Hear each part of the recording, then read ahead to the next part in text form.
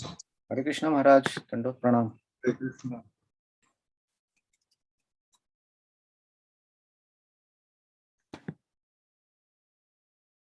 Shall we start? Yes, Maharaj. Okay. I have the Japanese version.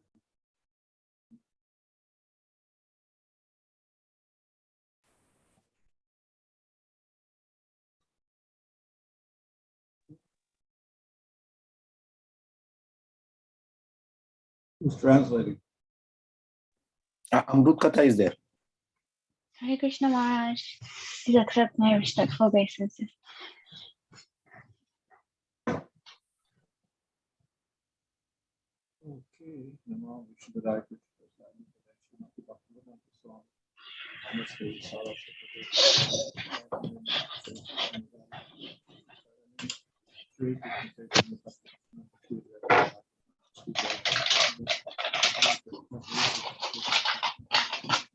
Hare Rama, Hare Rama, Rama Rama. So this chapter is about anartha nivritti, or the destruction of anarthas. で今回はアナルタニブリティ、汚れの不純さの破壊についてです。So anartha is a very general term, and it refers to all of the material obstacles that will oppose bhakti. Sorry, maybe my earphones. Okay, maybe I cannot hear very clearly. Sorry. Oh.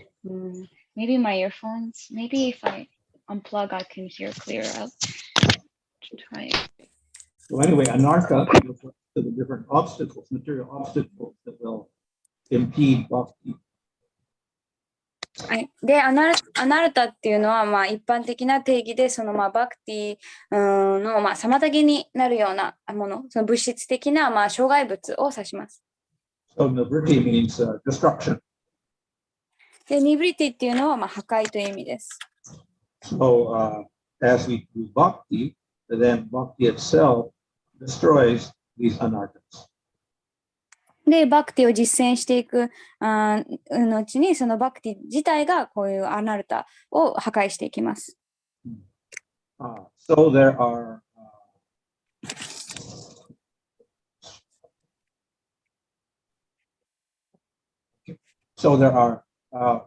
Vishnu Chakravarti analyzes 4 different types of anartha. でビシュナチャクラバティはこのアナルタに4種類、述べています。So the first is that arising from previous sinful activity. でこれは過去に行った罪深い行為から生じるものが一つ。The second type is arising from previous pious activity. で2つ目が、過去の、経験な行いから生じるもの。So they're more or less the same from sinful activity. Punya, the mechanics is the same. So what happens is that we get from sinful activities or the pious activities, they all arise because of ignorance. でこの罪な行いであっても経験な行いでもあってもこれらは両方とも、その無知から生じるものである。And once we commit a sinful act, several things happen. でその罪深い行いをしたとき、いくつかのことが起きます。So we may get some immediate pleasure. ですぐに何らかの快楽を味わう。And as a result, we like the pleasure, then we will crave more of that sinful activity. で、その快楽を味わった後、またもう一度それを味わいたいと思い、その行動をまた取ります。So we get some sort of impression in our mind.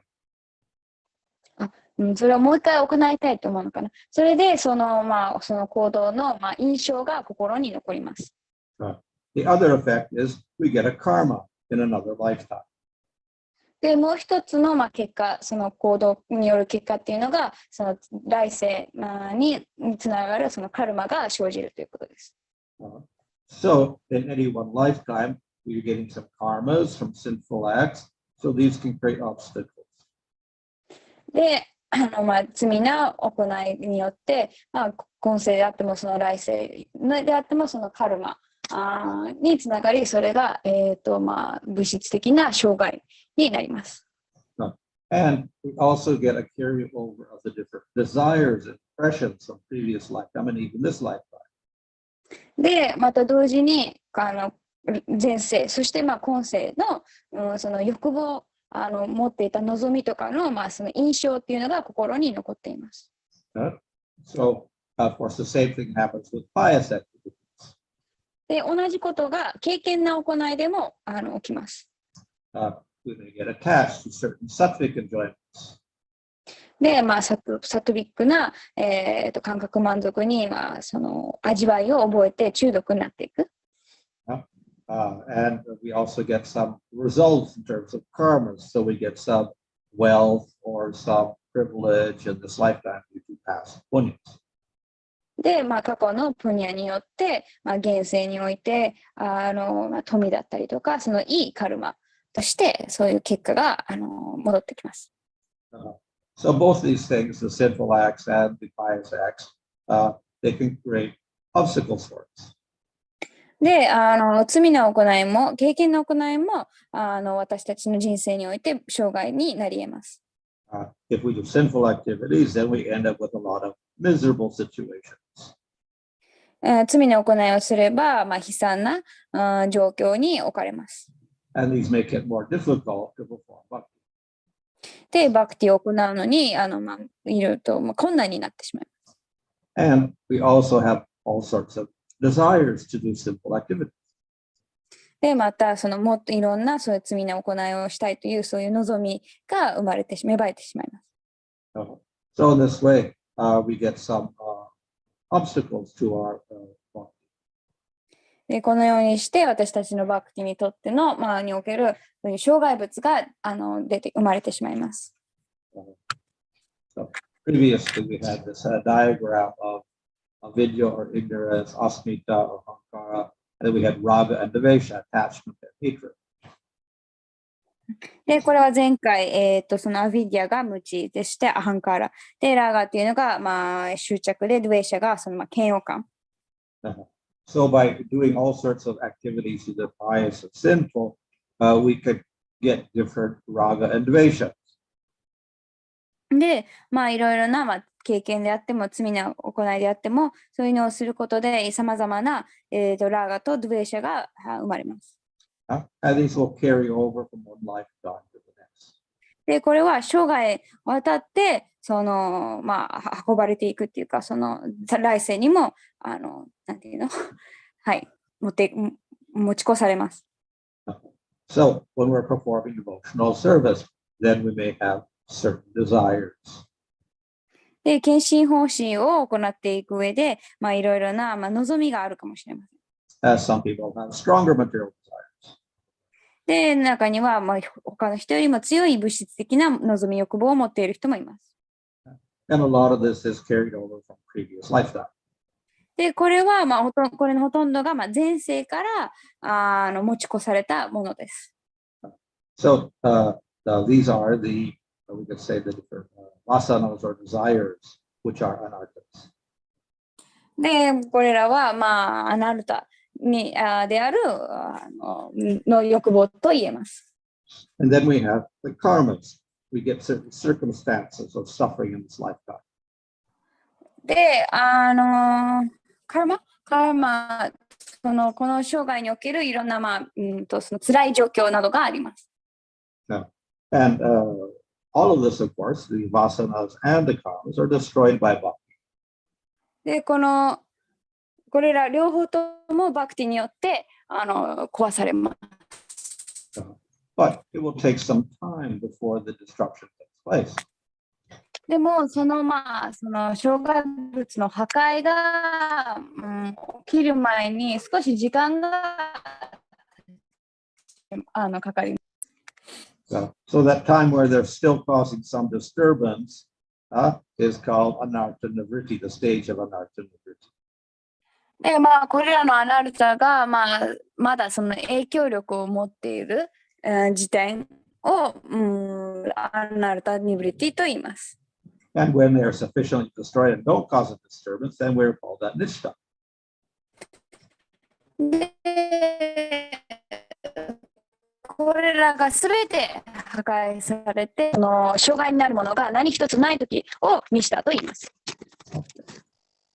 So those were two of the type of anarthas. And then we have a third one, those arising from aparads.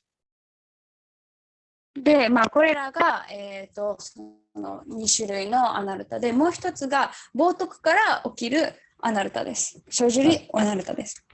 So we're talking here about nam-aparads. で、一つがその生に対する冒涜です。So we have these 10 aparads. で、10のアパラーダがあります。So if we do them accidentally without bad intentions, then the effect, the obstacle is not so great. で、これらがその無意識にその悪い意図を持たずにそういう冒涜を犯してしまった時っていうのは、それによって起きるその結果っていうのはそんなに厳しくはありません。So by constant chanting, we can get rid of that. そして常にチャンティングすることでそれを取り除くことができます。However, those which are done consciously with some bad intention, the effect is very difficult to remove. でもその意図的にわざと意図的に犯したアパラーダ冒涜っていうのはその反動結果を取り除くのは大変難しいです。So you say the conscious aparad, or when we do have some ill intent, this is very damaging to bhakti. で、この悪い意図を持ってその意図的に行った冒涜っていうのはバクティにとってとても危険なものと言えます。So here are the diagram. The conscious aparad, the intentional one is the black, and the other one is the blue one. So the black one is the one that causes great difficulty. で、このイラストでは、ちょっと青いのが無意識、意図的に無意識な、アパラーダで、この黒いのが意図的なアパラーダですごく私たちに混乱を与えます。So because of the hostility towards bhakti and devotees and the Supreme Lord, it's impossible very difficult for us to get any mercy. で、その、ディボーティー、バイシナバや、そのバクティ、そして思考主に対する、その、嫌悪感というか、っていうのがあると、その精神的な発展を遂げるのは大変困難です。And our interest in bhakti itself will decrease, so it's very difficult to practice bhakti to remove the anarthas. I'm sorry, can you just repeat? So it is because we have very little taste for bhakti, then we can't perform bhakti to remove the anarthas. Thank you. そのバクティに対する味わいない、そのバクティを全然行えない。そうすると、そのアナルタを破壊することもできなくなる。Okay. So the first aparad is called sadhuninda, that is criticizing the devotees or animosity or hatred of Vaishnava. で、一つ目の冒涜っていうのがサドニーダ、それはバイシナバに対する、敵だったり、その、バイシナバに悪口を言ったりすることです。So this is one of the most serious aparads. これは、最も深刻なアパラーダの一つです。And it can damage bhakti a lot. で、これはバクティを、妨げる、大変妨げるものです。Just like a mad elephant can destroy a whole village. で、それは狂った象がその村全体を破壊してしまうような、それと同じような。So the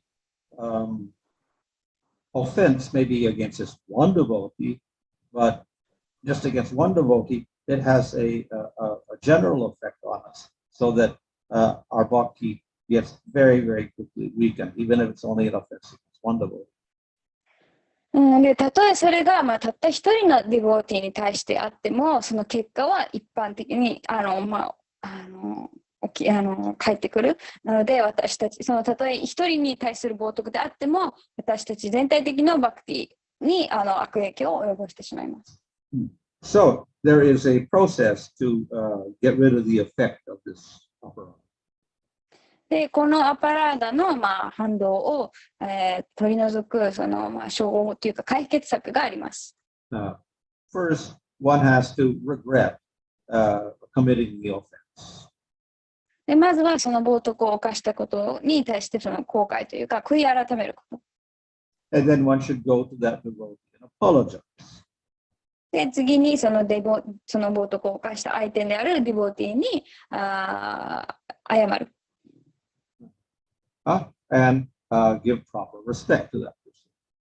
で、そのディボーティーに正しい敬意を払うこと。So,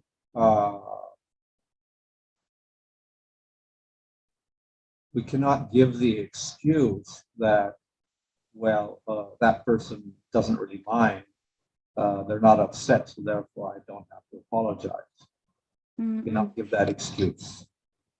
で、でも相手は全然気にしてないとか悪く思ってない、気にしてないからこういうことはしなくていいってそういう言い訳をしてはいけない。たとえ相手が気にしてないように見えても、この3つを行うべきです。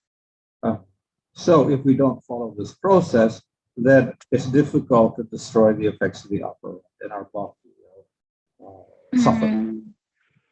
で、これら3つを行わないと、そのバクティにおけるこのオフェンスによる反動、悪影響を取り除くことはとても難しいです。So, the case may arise that the devotee does not accept the apology. で、もしかしたら、その相手のディボーティーはその謝罪を受け入れてくれないかもしれません。In that case, one has made an attempt, so all one can do is continually chant the holy name. ね、そういう場合は、謝ってみたんだから、次に唯一できることはチャンティングを続けることです。But if we think, well, I don't have to apologize, I'll just chant, then this will not get rid of the offense. でも、だからといって、じゃあ、チャンティングを続ければいい、その謝罪しなくてもいいって考えて、謝罪せずにただチャンティングを続けたら、それはさらなるオフェンスにつながります。Rather, the offense increases. むしろその冒涜っていうのは増していきます。And if we give the excuse, well, why do I have to apologize? Because that devotee has so many faults, then one also commits moral offense, and then one's bhakti gets weaker. で、また、でも相手に誤りがあると、相手がこういうことをしたから私は行動したと、そういう言い訳をしながら、してその謝罪をしないと、またそれもさらなるオフェンスにつながり、より私たちのバクティっていうのは弱まってしまいます。So therefore, in relation to devotees, we have to always be very careful. なので、そのディボーティ同士の関わりではとても気をつけなければいけません。There's also, of course, we can have sadhu ninda is verbal. We can say things about it. で、また、サドニンダは言葉でもう犯すことがあるので、言葉で冒涜を犯すこともあります。Or we can do activities to oppose the devotee. で、または行動を通しては冒涜を犯すこともあります。Or not even that, we can just have bad thoughts about it. で、それだけじゃなく、そのディボーティに対して悪い思い、考えを持つこともできます。So it all has effect, but then of course if it's his thinking is not so bad, but if you say something or do something, it's much worse. まあ、すべてその結果があるんですけれども、まあ、実際に何か悪いことを言ったり、行動を取る方が、まあ、ただ頭の中で考えるより、その結果は大きいです。So this offense is it's very damaging, and the effect of the upper rod is very difficult to remove. で、この冒涜っていうのはとても深刻であって、その冒涜によるその結果、反動っていうのは取り除くのがとても難しい、そういうオフェンスです。So karmas are destroyed, vasanas get destroyed, etc. All these get destroyed much quicker than the effect of upper rod. なので、カルマやこのバーサナっていうのは、まあ、簡単に取り除けたとしても、この冒涜っていうのはなかなか取り除きにくいです。Okay? So the effect of upper rod continues even in two bhava stage. なので、このアパラーダの、まあ、反動、影響っていうのは、バーバの段階まで続きます。So therefore, we should be very, very careful. なので、とても気をつけなくてはいけません。It is said that Bharat Maharaj, he became attracted to a deer. Why? Because of some upper rod in previous lifetime that affected him in bhava stage. He was attracted to a deer. で、バラタマハラジの例、彼はバーバの段階にいたにもかかわらず、この鹿に対してその執着というか愛着を持ってしまった。で、その愛着は、過去に行ったこのアパラーダによって、そういうその愛着を芽生えさせてしまったと言われています。Okay. So the second upper rod is misunderstanding the position of Vishnu. で、2つ目の冒涜っていうのは、ビシュヌの、まあ、立ち位置を誤解することです。In some scriptures, they talk about Brahma, Vishnu, Shiva as if they were equal. で、経典の中には、そのブラフマ、ビシュヌ、そしてシーワが、まあ、あたかも同等であるというふうに書かれています。And we often see pictures like that also. で、そのような写真とかも、絵画とかもあります。However, Vishnu is very different from Shiva and Brahma. しかし、ビシュヌはブラフマとシヴァと全く違う立ち位置です。Vishnu is completely independent and full of all powers.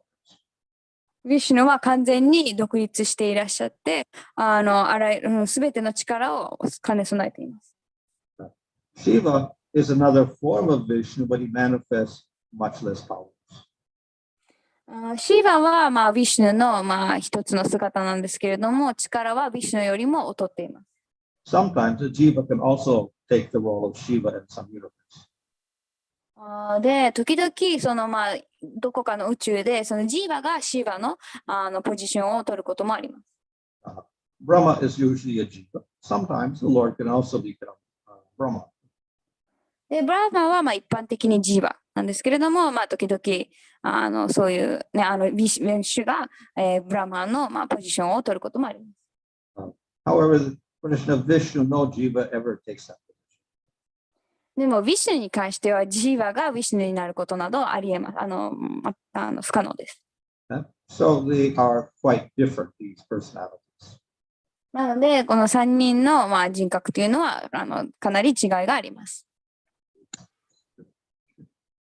So Vishnu has got all powers and he is eternal. ビシュヌは永遠であって、あらゆる力、すべての力を持っています。Shiva is a form of Vishnu. He's also eternal, but his powers are covered, so we don't put him on the same level.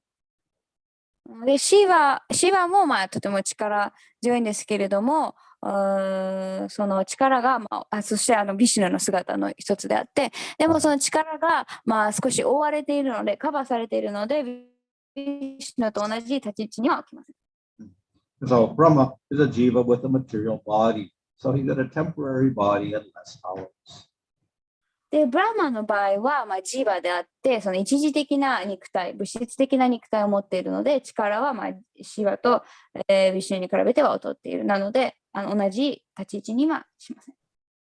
So we cannot equate them and say they're all equal.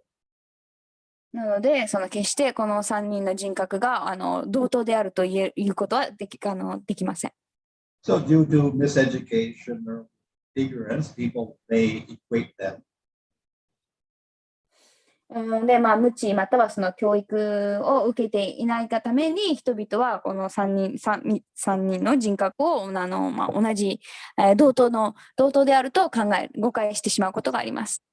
However, if we give them proper knowledge, then they can correct that mistake. でも正しい知識を与えれば、彼らは正しい知識、正しく理解することができます。So that is not such a serious offense.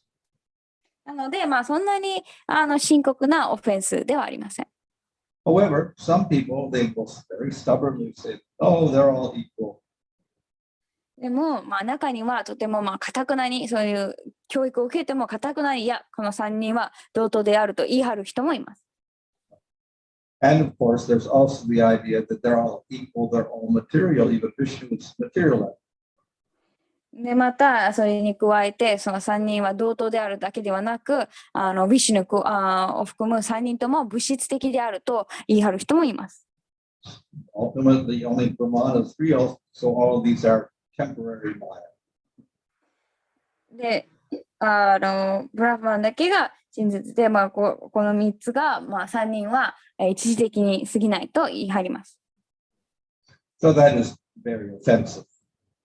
で、それはとても冒涜的な考えです。So, in any case, if we get knowledge, generally we can clear up this upper without too much difficulty. でも一般的にはその正しい知識があればこの冒涜っていうのは取り払えるので、そんなに困難ではありません。So another aparad is Shruti Shastra Ninda to criticize the scriptures. で、もう一つのアパラード、3つ目のアパラードはシュティシャストラニンダといって、経典を侮辱、経典に対する冒涜を犯すことです。So we should never criticize any recognized scripture, that is Vedas, Puranas, Mahabharata, Ramayana, etc. We should never criticize. なので私たちはそのプラーナやマハバラタ、ラーマヤナやベーダという、権威づけられた経典、どんな経典であっても決してその侮辱してはいけません。So this particular aparad in Sanskrit is Shruti Shastra Ninda, criticism of the Shruti. So that particularly refers to the Vedas. If we criticize the Vedas, then that is considered aparad. で、このアナルタの名前が、シュティシャストラニンダって言って、シュティはその、ベーダを指しているので、特にそのベーダに対する、冒涜を指しています。で、そのベーダは決して冒涜してはならない、批判してはならない。So, of course, the people who are atheists and materialists, they'll criticize all the scriptures. で、もちろん無神論主義者や物質主義者の人たちは、どんな経典をも非難します。For those who are devotees, they may criticize the Jnana Kanda and the Karma Kanda as being material or impersonal. で、また、ディボーティは、その、経典におけるギャーナカンダやカルマカンダを物質的であると批判することもあります。However, the Chakravarti Tantra says we should not criticize Karma Kanda or Jnana Kanda, but realize that they are meant for certain types of people. でも、ビーシュバルナ・チャクラバルティは、私たちはそのカルマカンダであってもギャーナカンダも批判してはならない。むしろそれらは、特定の人たちに向けられたものであると理解するべきだとおっしゃっています。There's not qualified for bhakti. The Vedas provide these different processes for people. で、バクティもそういういろいろなプロセスをベーダは述べている。So if we commit this aparad, then we should, instead of criticizing the Shruti or the Vedas, we should praise the Vedas and the followers of the Vedas. で、まあ、この、この冒涜に対する、処方っていうのが、そのシューティ、そのベーダに対して批判するのではなくて称える。そしてその経典に従っている人たちにも敬意を表して称えること。And understand the position of these processes of jnana and karma. そしてまた同時にそのギャーナやカルマの立ち位置を正しく理解すること。So those are just three upper rods covered. So he doesn't go into the other upper rods, 10 upper rods, so he only does three.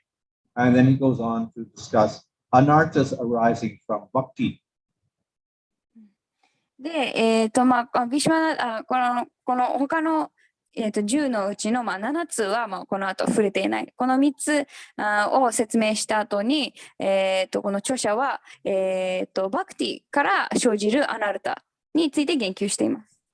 So in general, bhakti destroys anarthas. 一般的にバクティっていうのはアナルタを破壊します。So how can it create anarthas?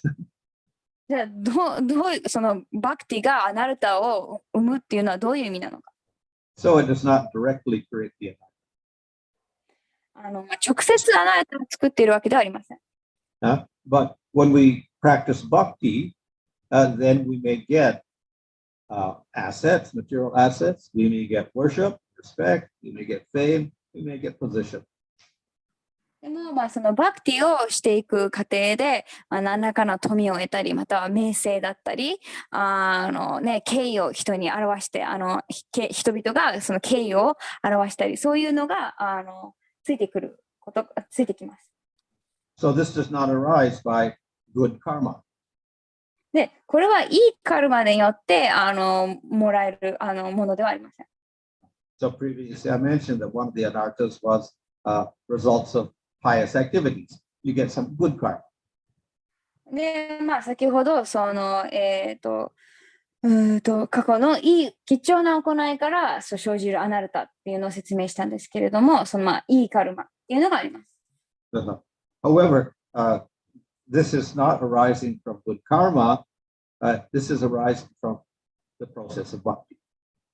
でもこの名誉だったり地位だったり人々からの崇拝っていうのはいいカルマによる結果ではなくってバクティの行いによる結果です。So when we perform bhakti, then we also get all sorts of material facilities. なのでそのバクティをしていくと、いろいろなさまざまなその物質的な便宜っていうのも与えられます。So if the devotee becomes very attached to these things, this becomes an anartha. で、それを受け取って献身者がそれらの富だったり名誉とか地位に執着してしまうとそれがアナルタになってしまいます。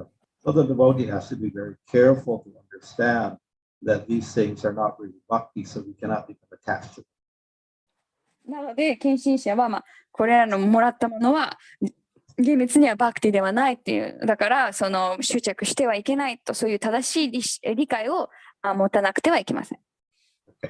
So we had these four types of anarthas. Previously, the second column, sin and piety. So from sinful activity or punyas, we will get some anarthas such as lots of suffering, loss of money, or we may get gain of money, gain of position. So these can act as anarthas.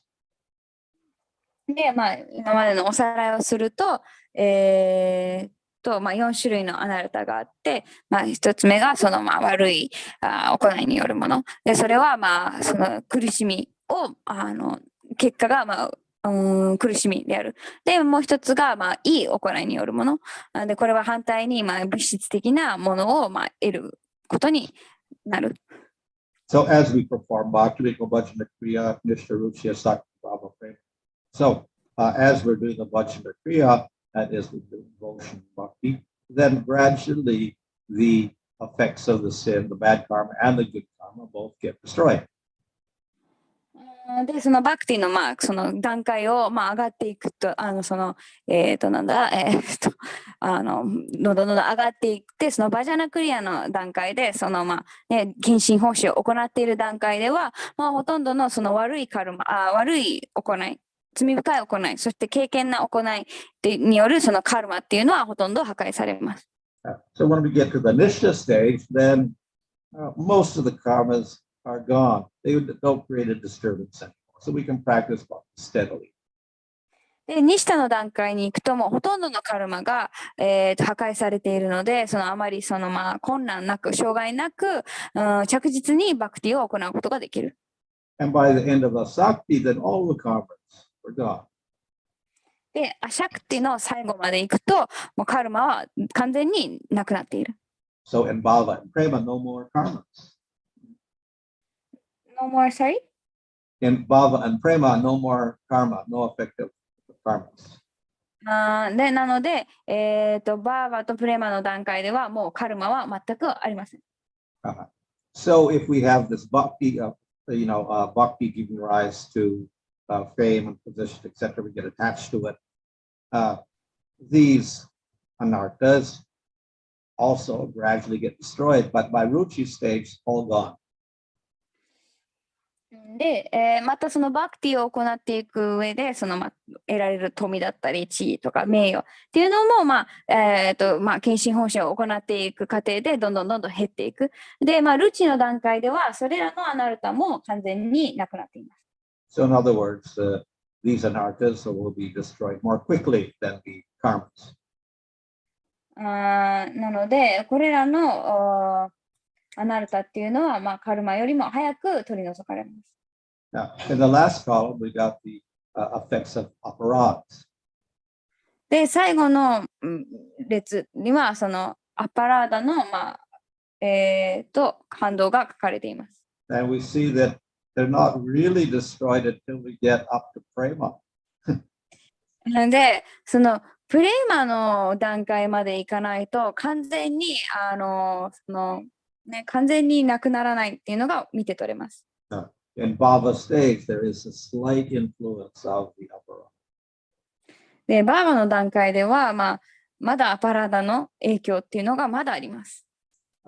So this means that the aparadha is the most serious because it takes longer and longer to get rid of the influence of the aparadha.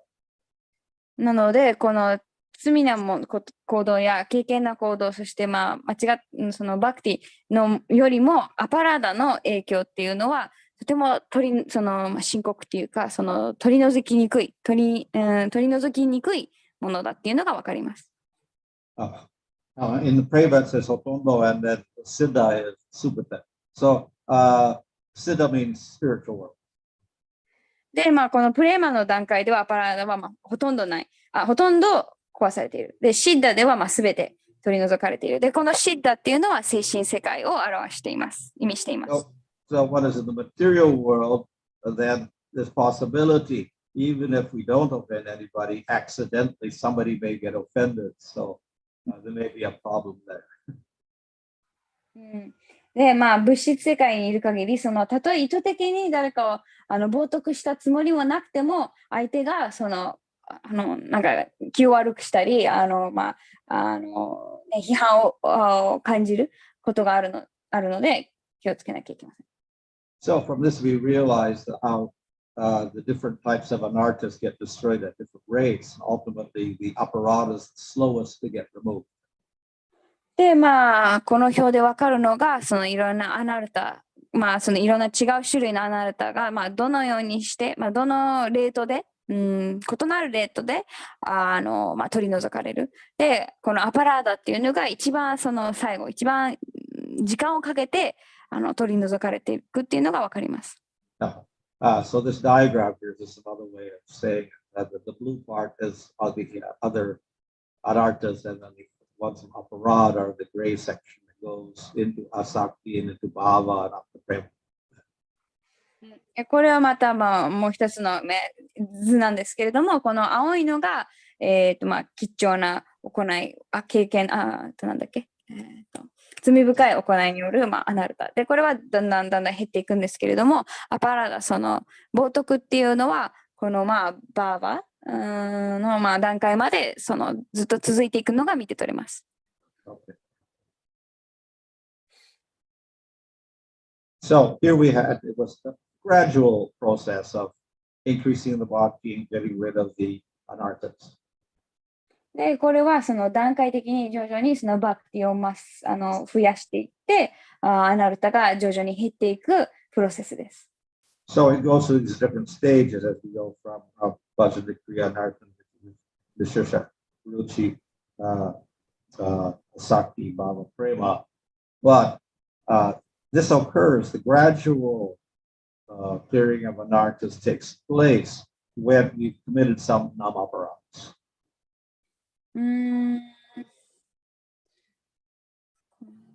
で、この生パラダを犯した人たちに対しては、このアナルタっていうのは段階的に取り除かれる。バージャネクリアからアナルタニビティにしたとどんどんその段階的にアナルタが取り除かれる。If we have no namaparats, then we may not go through these gradual stages to make sudden jumps where the anarthas are quickly destroyed, so we don't get such gradual stages. でも生パラーダを犯さずに、だからその聖なる皆に対するパラーダを犯さずにチャンティングをすると、別にこういう段階的にあなたが取り除かれるのを待たなくても、こういうジャンプ、その大きな進歩を遂げることができます。Okay. So, if for instance, we have Ajamil, he didn't have any upper rods. He just chanted Namabhas accidentally. But immediately, all of his karmas were gone. Didn't have to go through, these different stages up to Asakti to get all of his karmas destroyed. He wasn't even a devotee and he got all of his karmas destroyed. Why such sudden effect? Because no upper rods. 例えば、アジャミールの例。アジャミールはもう献身者ですらなかった。でも、その、生バース、その、その、純粋に、意図的にじゃなかったんですけど、純粋にそのアパラードを犯さずに唱えたことで、一気にカルマが取り除かれた。別にこのアナルトニビリティってそういう段階を遂げずに、すべてのカルマが取り除かれたわけです。So, the effect of aparad is like a type of sickness. で、アパラーダの影響っていうのは病気のようなものです。And due to the aparad, then our bhakti loses its spiritual potency. で、アパラーダによって、その私たちのバクティがその精神的な力を失ってしまう。And we lose a taste for chanting. で、チャンティングに対する味わいとかを失ってしまう。But chanting is the only way we can get rid of the aparad. でも、そのアパラードを取り除く唯一の方法がチャンティングである。So it is a rather difficult position once we have the effect of aparad because we don't feel like doing bhakti anymore. なので、かなり難しい立ち位置、その、アパラードの影響で、そのね、バクティをしたくない、したいと思えない。でも、その解決策はバクティしかない。However, sometimes we have persons who are sick and they have to take the medicine, but it tastes bad, so they don't want to take the medicine. 時々病気の時にその誰かがその薬を取らなきゃいけない。でも薬は苦くてあまり取りたくないと思うかもしれない。But then the doctor will say, yeah, it tastes bad, but this is the only way you're going to get cured. So then, even though he doesn't want to take it, he'll take it because he has some faith in the doctor. でも、お医者さんが、いや、まずいけど取らなきゃいけないと。これしか、なる方法はないと。そうすると、その患者はお医者さんに対する信頼を置いているので、その薬を飲みます。So if this person doesn't really want to chant, but he follows some good instruction, he starts chanting, then gradually the effect of the offense will get less and he'll develop some taste. なので同じように、たとえチャンティングをしたくなくても、そのいい、アドバイスとかを受けて、チャンティングを続けることで、そのディボーティーは、そのディボーティーに対するその、悪い、アパラードの冒涜の影響っていうのは弱まっていきます。そして味わいっていうのが芽生えてきます。So it becomes qualified for bhakti, and then he can progress again. で、そのバクティを行う資格を取り戻し、実践を続けることができます。Okay. So, sometimes we see that devotees suffer. で、時々ディボーティーも、その苦しんでいるのを目の当たりにすることがあります。But through bhakti, then an nirvana should take place, and all the karmas should get destroyed. So we shouldn't suffer. でも、そのバクティによって、そのアナルダニブリティでは、そのカルマが取り除かれていくので、その苦しみなどはあるはずがないです。So sometimes, of course, we could say, well, the devotee has committed some aparad, some offense. で、それを見て、その献身者はきっと何らかの冒涜、アパラードを犯したに違いないって思うかもしれません。And I said, because of the aparad, then the process becomes very slow to get rid of karmas. そのアパラーダの、せいで、影響で、その進歩、発展がすごく遅くなってしまう。But in some cases, they didn't commit any aparad, and it looks like they are suffering. でも、時々何のアパラードを犯していないように見えても、その苦しんでいる場合があります。So that is not a result of offense or anything like that. Sometimes the name does not show its effects immediately. In other words, karmas may be gone, but the karmas don't look like they're gone.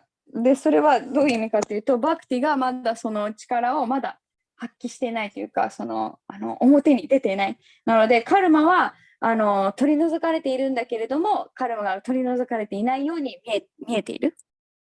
For instance, Ajamil, he named his son Narayan, he called out the name Narayana, and all of his karmas were gone. 例えば、アジャミールは自分の息子を、ナラヤナと名付けて、ナラヤナの名前を呼んだことで、カルマはすべて取り除かれました。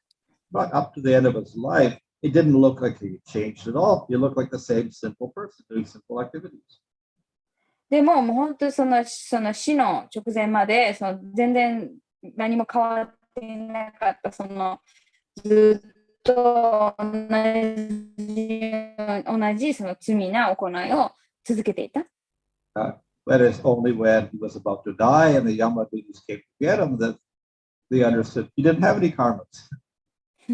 でも、本当に死ぬ時になって、ヤマドゥタが来た時にやっと、この人は全然カルマがないっていうことに彼らは気づいたわけです。So the Yamadevas couldn't touch him. で、ヤマドゥタたちは彼に触れることができなかった。So sometimes the name will hide its effect and it looks like there's karma, but there is no karma. で、時々聖なる皆はその影響力を覆っている、隠している。で、そのカルマがないのに、カルマがあるように、まだ破壊されていないように見える時があります。Now, other devotees, especially very advanced devotees, may look like they're suffering, such as the Pandavas. で、また別の例で、例えばパンダバたちのようなとっても、発展したディボーティーもすごく苦しみに置かれているように見えます。So how could they suffer because they're actually in prema? で、彼らは実際プレーマにいるのになぜそんな苦しまなきゃいけないのか。So we should understand this is simply the Lord's arrangement. It's nothing to do with karma at all.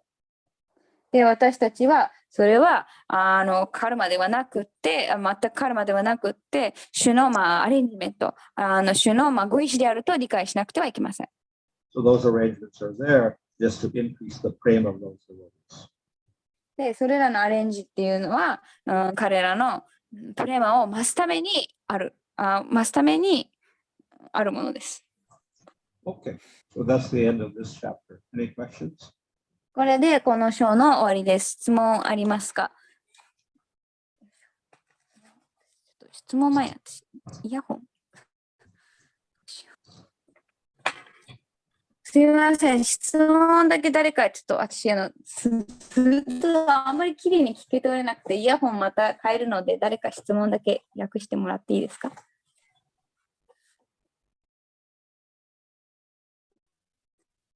あなたさん、質問だけ訳してもらっても大丈夫ですか？質問あったら誰か。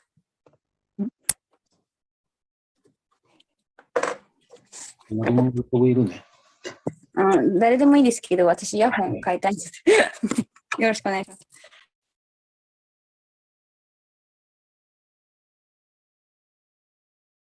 No question? 質問ないですか今日は。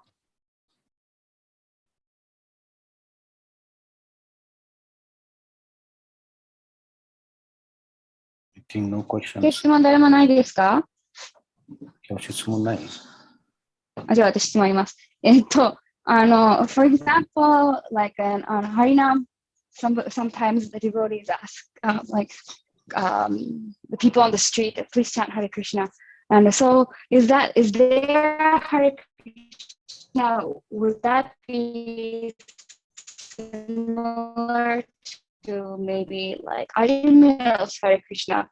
Like it's maybe like they have, or maybe it's the first time, but it's like there's no offense. Maybe it's sincere. So, what kind of effect would that have? Chanting, you mean they're chanting sincerely, but without knowledge? Yes, like sometimes like on Harinam, okay, please chant with us. Like you give them mantra card and they chant, and maybe sometimes it's like jokingly, but sometimes they like really are interested and they will chant. So So this we call namabas. で、質問が例えばハリナマの時に、その何の、ね、なんか通りすがりの人にこれ唱えてくださいって言って唱えた時、でそれはまあ知識がなくても、でも全然オフェンスを犯さないでチャンティングしてる。それはどういう影響があるのかっていう質問なんですけど、そういうチャンティングは生バースにのカテゴリーに入ります。So namabas includes the accidental chanting and the joking chanting.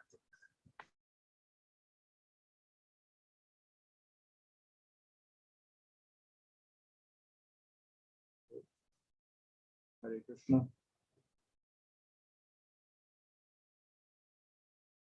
I can't hear anything. Thank you. Can you hear me? Yes, I can hear. Yeah. So the accidental chanting and joking chanting is one type of namabas. で、この意図せずのチャンティングと冗談っぽく言うチャンティングは生バースの種類です。And the other type is a little more serious chanting. We're more interested like that. And so we'll chant. Maybe we'll chant, regularly sometimes, whatever. But we do have a lot of ignorance. で、もう一つが、もう少しちょっと真剣に唱えてみようと、興味があるから唱えてみようっていう、そういうチャンティング。でも、そこにはまだ無知が伴っています。So we don't know really who Krishna is. Maybe he's a devata, maybe he's not. We don't know about devotees, things like this. So this is also called namabas. で、そのチャンティングはまだクリシュナが誰なのか、もしかしたら神々の一人なのかもしれない。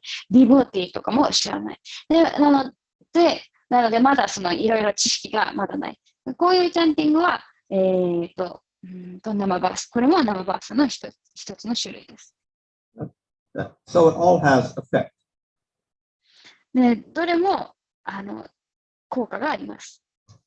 So as we see with Ajamil, he got all those karmas. で、アジャミールの例で分かるように、彼はカーマがすべて取り除かれた。So by this namabas we can advance, but it's slow. なので、この生バースで発展することは可能なんですけれども、発展は、進歩は結構遅いです。If we get proper knowledge about bhakti, about Krishna, scriptural knowledge, etc., then we can clear up that namabas and we come to Sudama. でも、正しい知識を持って学ぶこと、そのクリシュナについて学んだりすることで、スデナムの段階まで自分を持ち上げることができます。And with this, we get quicker results, and we also get to pray. で、このスデナマとしてより早い結果、そして最終的にプレーマにたどり着くことができます。When I read and hear the explanation, it seems like this, like devotees, they might have the knowledge, but maybe more prone to making offenses, like more namaparad.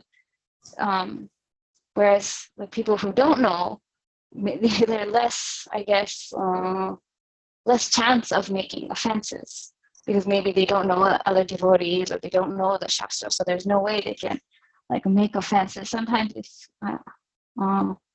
is like Nama Bas like still lower or better than Nama Para? If that question makes sense. Yeah. Well, in Namabas, you can make aparadhs unknowingly. In other words, Namabas, we can chant Hare Krishna, but then we think Krishna's a devata, we don't know scriptures, etc., etc. So out of ignorance, it's there. So it's not so good because there's still some effect of that. So we don't really that slow. Mm-hmm. Yeah. Yes. And if we have knowledge, then we can correct that easily. Yes. So therefore, that will clear up the aparadh or whatever, the unintentional aparadh, whatever it was, and then we can go more quickly.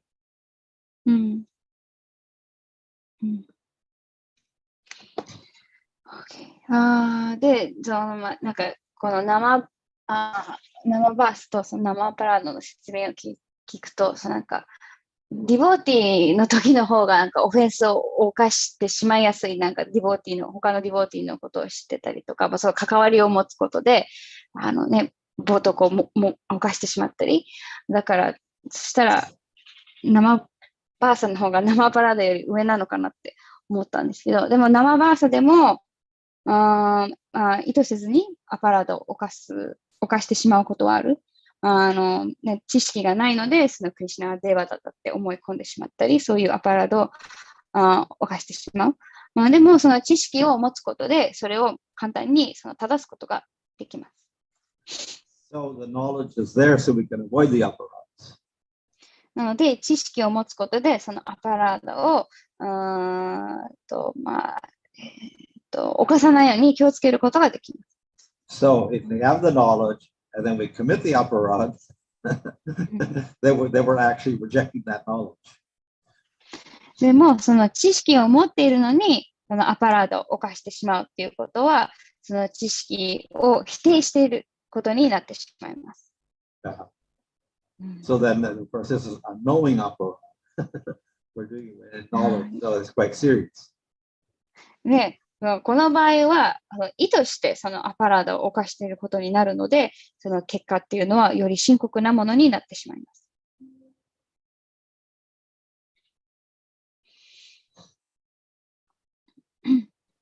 Thank you very much. すみません。質問いいでしょうか。例えば、アパラーダを犯すときに、ある程度こうやって、アパラーダがすごく、悪いことだからっていうふうなことを勉強した後で、それで、アパラーダを例えば新しいディボーティーの人に犯してしまったとして、その人が新しいけれども、自分より知らなかっただけですごい発達してた人だったとして、すごい発達が早くて先に行っちゃってものすごいディボーティーだったらすごい冒涜を犯したことになるんでしょうか。So the question is like, after learning about these aparadhas and understanding that they're serious and they're bad, but for example, there's like a new devotee, at least in this life, they look new, and then you commit like some offense, and then you find out that that person maybe was actually very advanced, as in like their advancement is very fast. So maybe from like previous life, they were doing the bhakti. So once they get started, their advancement is very fast and they kind of pass you in terms of advancement. So when we commit offense to that person, is the effect very, very serious? Well, it depends on what type of offense. If it's no offense and if we consider them a junior, that's not so bad because then we realize it later on. それはまあどのような冒涜に犯したのかによる、例えば、この人は自分より、下、自分より発展してないって思い込んでしまったのは、大した冒涜ではない。それはやがて後でそうではなかったと気づけるから。So the real offense with the devotee is to unreasonably, without any reason, to develop some sort of hatred or fault finding in a devotee. でも、すごく深刻なオフェンスっていうのは、理由なく、相手に対して嫌悪感を抱いたりとか、なんか、必要以上に欠点を、見つけ出そうとする、そういうのはとても深刻です。ありがとうございます。もう一つ質問で、それはそのバイシュナバーパラーダはすごく、一番恐ろしいっていう感じで認識してるんですけど、普通のすべての生命体に対して、普通だと思って、普通の人に、なんか、冒涜を犯してしまった。これも、その人が、まだ、献身者になってないけど、その人がやがて献身者になるわけだから、回り回っていつか献身者になるわけだから、それもやっぱり深刻なオフェンスになるんでしょうか。So her understanding is that like Vaishnava aparat is one of the worst or the worst aparat. But for example, for other people, maybe they're not devotees yet, but we commit some offense. But eventually, these people might become devotees. So in that case, when they do become a devotee, will the past offense we made to that person also be counted as Vaishnava aparat? And if we make an offense against somebody who's not a devotee, you say, oh, so no, that wouldn't count. But then that's general jiva aparat, it's called. バイシナバじゃない、まだ近親者じゃない人に対するアパラードはバイシナバアパラードではなくて、ジーバアパラードと言います。So it doesn't have the same serious effect, but nevertheless, we're taught from the beginning about we're humble in the blade of grass, we give respect to all others and don't respect to ourselves. That includes even the non-devotees. So we should try to be respectful to everybody. もちろん、バイシナバに対するアパラードほど深刻なものではないんですけれども、バクティにおいて、木よりも忍耐強く、草よりも、謙虚にっていう教えがあるので、それは、近親者じゃない、どんな生命体にも当てはまる。なので、全員に対して、敬意を表すのを心がけるべきです。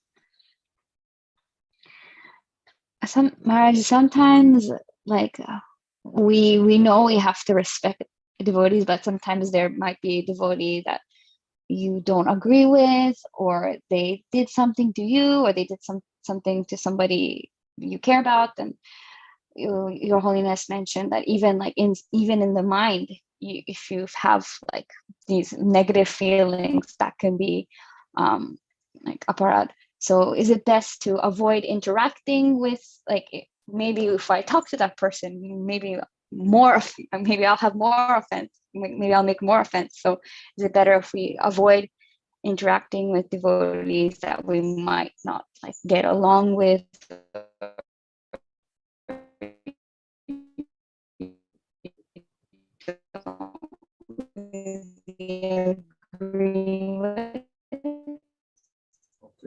I think the sound is going off, but anyway.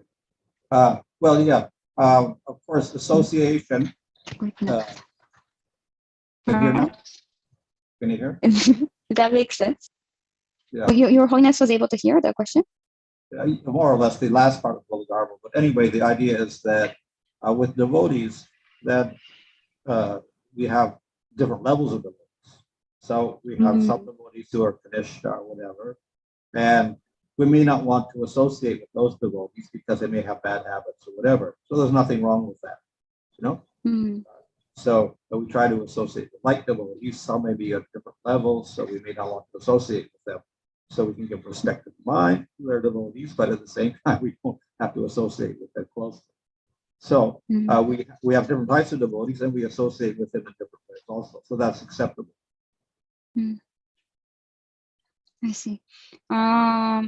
めんなさい。私今日ネットのあれが良くなくて、もしずっと通訳中途切れてたら申し訳ないんですけど、なんだっけ質問が、例えば、ディボーティーに敬意を表さなきゃいけないのは分かってても、なんか気が合わなかったり、その人に昔なんか嫌なことを言われたとか、なんか、そういう人に、でもマインドでなんか悪く思うのも冒涜だから、そういう人たちとは、もしかしたら一緒に交際を持ったら、より冒涜を犯してしまう危険があるから、交際しない方がいいんですかっていう質問だったんですけど、でもディボーティーにもレベルがあって、例えばカニシタの一番初期の段階だと、まだ、ね、正しい理解を持ってなかったりするので、自分とその考えが合わなかったりするかもしれない。で、そういう人とわざわざ交際をしなくても、それは別に問題はない。で、自分と同等の、自分と同じレベルのディボーティーであっても、時々気が合わないディボーティーもいるので、こういう人とは交際をしたくないって思っても、それは問題ではない。だったのかな。Thank you. Okay. Okay, so we can end that. Thank you very much, Maharaj. Okay, Hare Krishna. Hare Krishna, thank you very much. Thank you very much. Holiness Bhanu Swami Maharaj ki jai. Right. Thank you very much. Hare Krishna. Hare Krishna. ありがとうございました。ハレクリシナ。Hare Krishna. ずっとあれ、なんかブチブチ切れてました、私の